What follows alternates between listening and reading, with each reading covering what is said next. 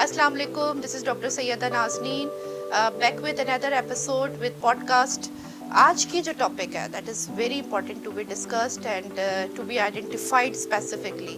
आज का हम जो मौजू लेकर आए हैं that is mental health matters and don't suffer silently please.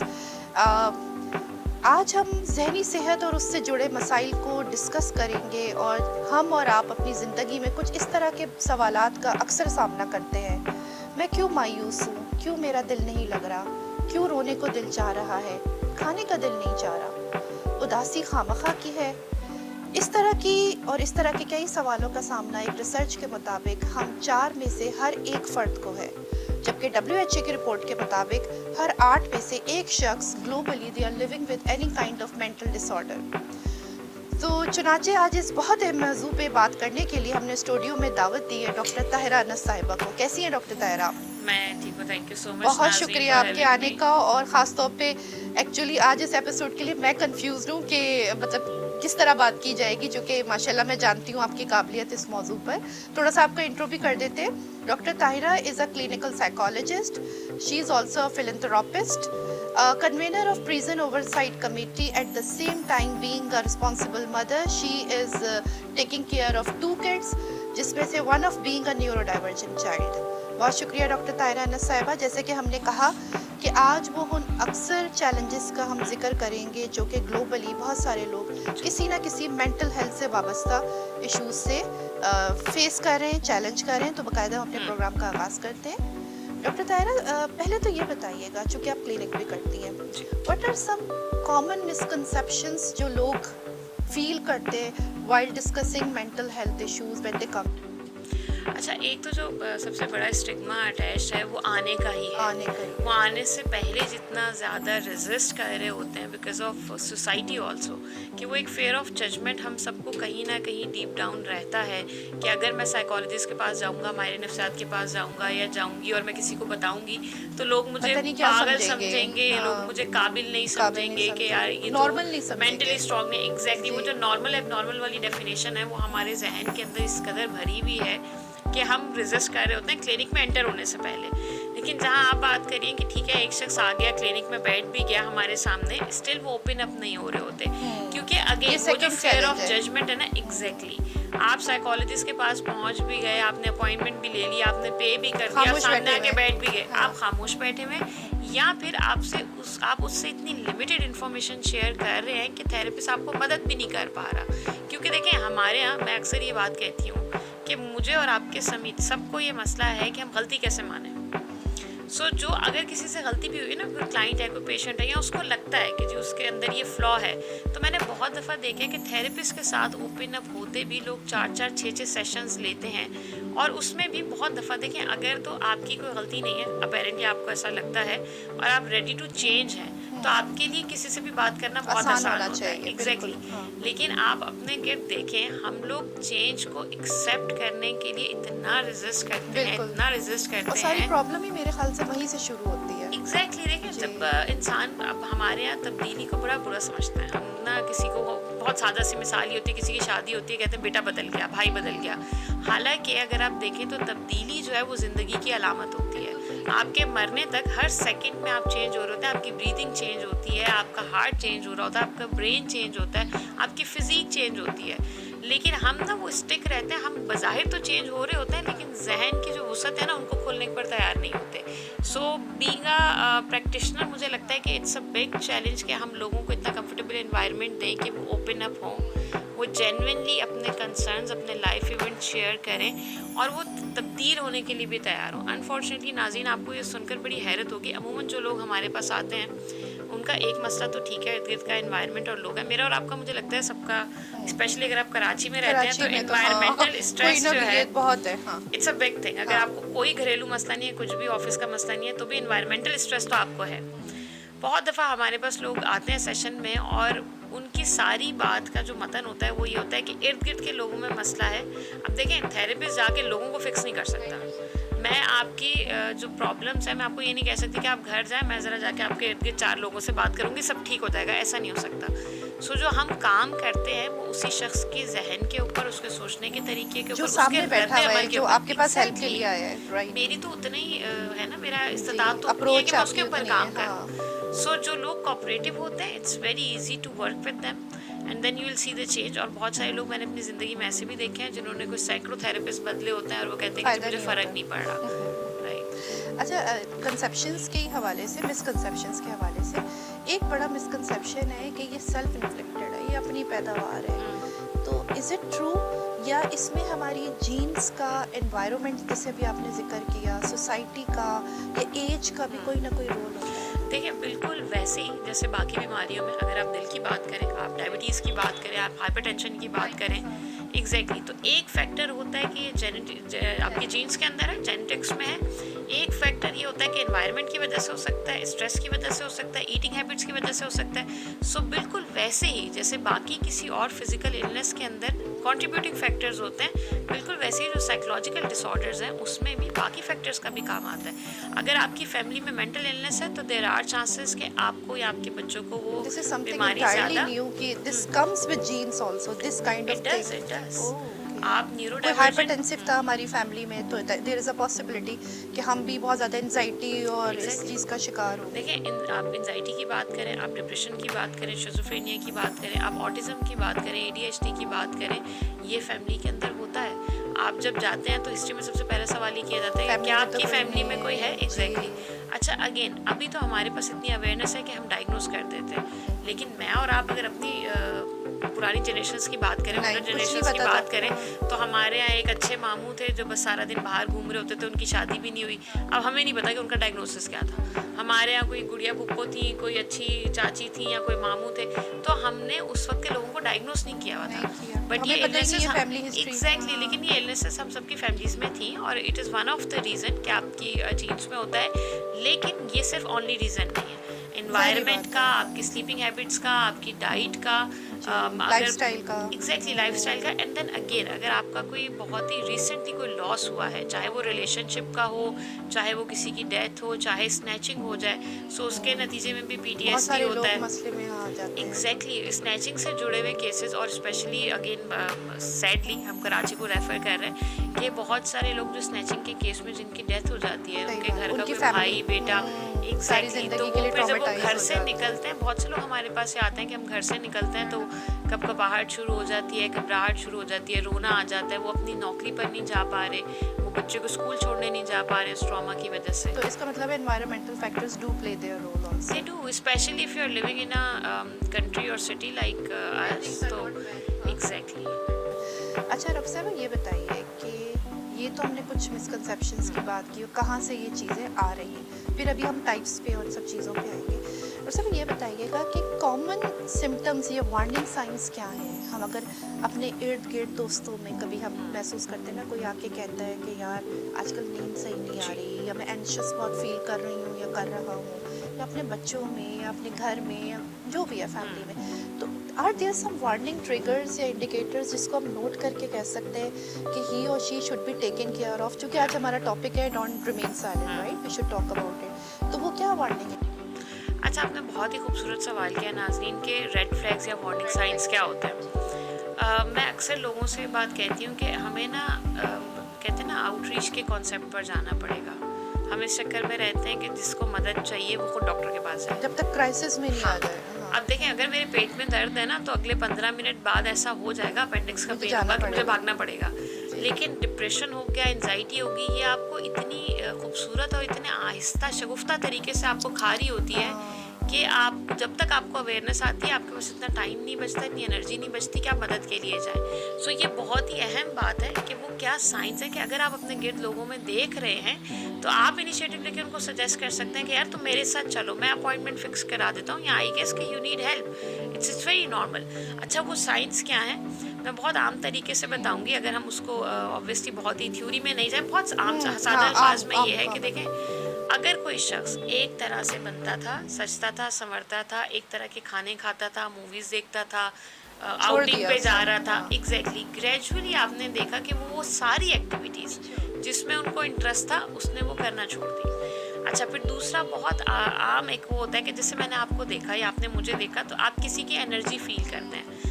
इर्द गिर्द के लोग रोजाना मिलते हैं, आप रोजाना देखते हैं कि एक बच्चा या बंदा एक तरह से ड्रेसअप होता है, हाँ। उसका एक स्टाइल है। फिर आपने एंथुसियास्टिक ग्रेजुअली होता था और देखा, अभी एनर्जी नहीं नजर आ हाँ, रही इसके आपको अंदर। रोजाना की बुनियाद पे लग रहा है कि जी एनर्जी जाती जा रही है। अच्छा, एक दिन हो सकता है आज मेरी एनर्जी डाउन हो ड्यू टू एनी रीजन, ठीक फाइन, है, कल आप लेकिन मुझे दोबारा continuous, मिली एंड हाँ। यू आर लाइक यार ताहिरा यू आर बैक।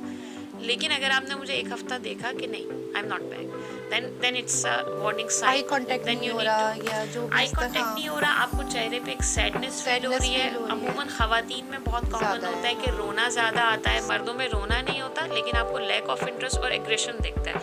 ये बड़ी ट्रिकी चीज़ होती है कि आदमियों के अंदर अमूमन जब वो एग्रेसिव होते हैं, हम समझते हैं कि भाई ये तो ना बहुत ज़्यादा ओवर हो रहा है या बहुत ज़्यादा ओवर रिएक्टिव हो रहा है। नहीं, मर्द जो है वो अपना डिप्रेशन जो है वो एंगर के थ्रू भी इजहार Okay. कर रहे होते हैं, बिकॉज अगेन क्योंकि जब वो बच्चे थे तो हमने उनको प्रोसेस करना नहीं सिखाया।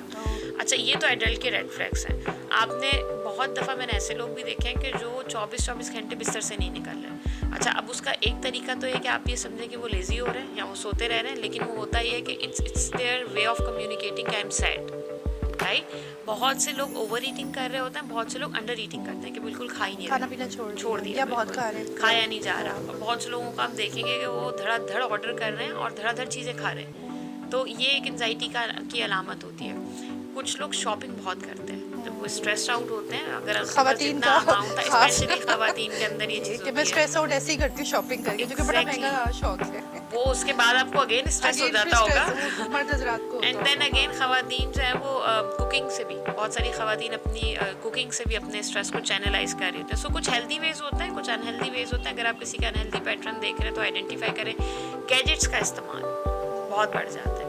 ये तो मैंने बहुत पर्सनली देखा है कि वो मतलब मैं बहुत सारे ऐसे लोगों को ज़ाती तौर पे जानती हूँ कि अगर वो सैड है, वो डिप्रेस है, तो उनका फेसबुक का यूजेज इतना बढ़ जाएगा कि आपको भी पोस्ट देख के अंदाज़ा हो रहा होगा कि there is something wrong, right. लेकिन इफ़ दे आर हैप्पी, वो अपनी ज़िंदगी में मसरूफ़ हैं, तो उनका सोशल मीडिया का यूजेज होगा, लेकिन वो बड़ा अप्रोप्रिएट होगा। So that is again one of the sign. बच्चों में जब हम बात कर रहे होते हैं तो बच्चे एग्रेशन से शो कर रहे होते हैं। बच्चा आपको कभी भी आके नहीं बताएगा कि I am sad, I am depress या मुझे रोना आ रहा है। कि ये जो स्टिग्मा है उसमें ये भी है कि बच्चों को तो शायद डिप्रेशन हो ही नहीं सकता। बच्चे का क्या मेंटल हेल्थ होती है? One of my family member, उनका बच्चा 7-8 साल का, तो मदर को आके कहता है कि मम्मा मुझे डिप्रेशन हो रहा है। And the mother was like shock कि इसने ये वर्ड डिप्रेशन कहाँ से सीखा। और फिर एक रिपोर्ट के मुताबिक कि 50% of mental health conditions by the age of 14 manifest कर जाती हैं एडोलेसेंस के अंदर। It does तो we need to understand कि बच्चों को भी बहुत ज़्यादा हमने मॉनिटर करना है। एग्जैक्टली। फिर देखिए हमारे यहाँ अनफॉर्चुनेटली मुझे बार बार ये चीज़ कहनी पड़ती है कि हम लोग बहुत सारी चीज़ों के लिए सेंसिटाइज नहीं है। And one of the reason is कि हम लाइफ साइकिल में इतना ऑक्यूपाइड है ना कि हम समझते हैं कि mental health is too fancy for us. So since it's Luxury है टू कुछ है, फैंसी, हाँ। तो मुझे लगता है कि इसको तवज्जो देने की ज़रूरत नहीं है। हालांकि जैसे आपने WHO के रेफरेंस की बात की थी, तो WHO ये कहता है कि there is no health without mental health. So आपकी सेहत के 4 कंपोनेंट होते हैं, फाइनेंसेस, स्पिरिचुअलिटी, आपकी मेंटल हेल्थ एंड देन आपकी फिजिकल हेल्थ। सो इस वक्त अगर आपके रिपीट कीजिएगा, financials, spirituality, mental health and physical health, ये 4 चीज़ें स्टेबल होंगी तो आप सेहतमंद हैं। हमारे यहाँ तो जो दिखने में मोटा है, ओवरवेट है, एनर्जेटिक है, उसको कहते हैं ये सेहतमंद है। अब बाकी 3 चीज़ें उसकी कैसी भी चल रही हैं, नोबडी बॉदर्स, क्योंकि वो दिखती नहीं है। अच्छा, कोई फाइनेंशियली वेल ऑफ है तो बस वो सेहतमंद है। सो हम एक एक कंपोनेंट पे फोकस कर रहे हैं हमारे हिसाब से, बिल्कुल। सो जब हम बच्चों की बात कर रहे हैं तो बच्चे के अंदर भी यही 4 कंपोनेंट होने चाहिए ना। फिर देखिए वही बच्चा बड़ा होके टीन्स में जाता है, फिर एडल्ट्स में जाता है। अगर हमारे बच्चे इतने सेहतमंद हैं ज़हनी तौर पे, तो आप मुझे बताएं कि आपके टीनेजर्स के इश्यूज़ कहाँ से आ रहे हैं, आपके एडल्ट्स के इश्यूज़ कहाँ से आ रहे हैं। मतलब वही बच्चा बड़ा होकर एडल्ट बना ना, ऐसा तो नहीं हुआ कि आप एडल्ट्स कहीं और से लेकर आ रहे हैं और बच्चे आपके कहीं और जा रहे हैं। सो हमारी सोसाइटी के अंदर बच्चे की मैं आप जब बात करी थी तो ये बड़ा कॉमन सुनने में आता है कि बच्चों की कौन सी मेंटल हेल्थ होती है। हम तो बच्चे थे तो कुछ भी नहीं था। देखें मैं और आप जब बच्चे थे तो भी मेंटल हेल्थ इश्यूज थे, नहीं तब भी थे। अब कंपटीशन मैडम ज़्यादा है ना, थोड़ा एग्जैक्टली, और वो इश्यूज तब भी थे और वो हमारे साथ हैं। मतलब मुझे अपने इश्यूज पता होंगे, आपको अपने इश्यूज पता होंगे, लेकिन ऑब्वियसली तब इन्वायरमेंटल एक्सेस और स्ट्रेसर्स कम थे। अब मैं बहुत आम सी मिसाल आपको दूंगी कि अगर हम सोशल मीडिया की बात कर रहे थे तो देखिए मैं और आप अपने आप को किससे कंपेयर करते थे, वो जो एक एक्ट्रेस या कोई एक हीरोइन आती थी और वो हम टीवी पर देखते थे कि वो छुट्टियां मनाने जो है वो तुर्की चली गई या हाँ जी किसी और मुल्क चली गई और हमने देखा और हम गर्मियों की छुट्टियों के बाद स्कूल जाते थे और स्कूल में बात कर लेते थे जी, बाकी बच्चे भी मोर और लेस हमारी तरह की जगहों पे गए होते थे, इतना मसला नहीं था।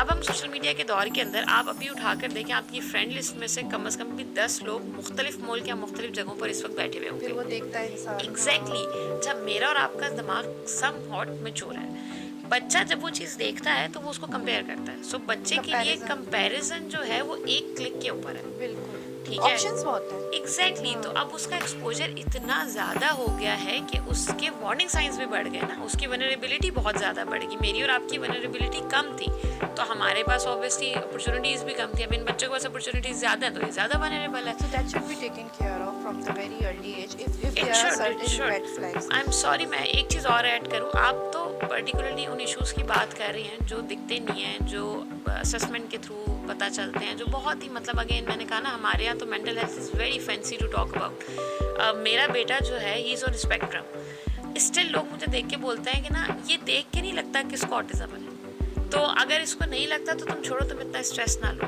सो हमारे यहाँ तो still we need to be aware about it, we need to be sensitize about it कि बहुत सारे मेंटल हेल्थ, बहुत सारी न्यूरो डाइवर्जेंट कंडीशंस ऐसी होती हैं जिसकी कोई लुक नहीं होती।